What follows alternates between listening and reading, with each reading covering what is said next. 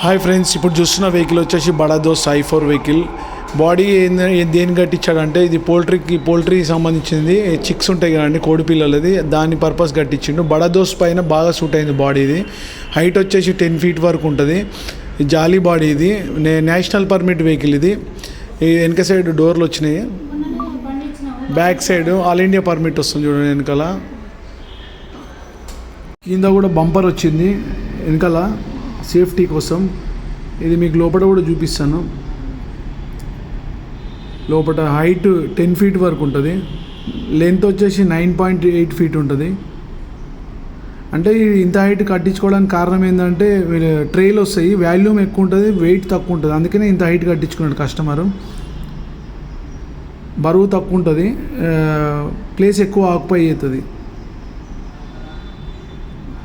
ఇది right side ఇది.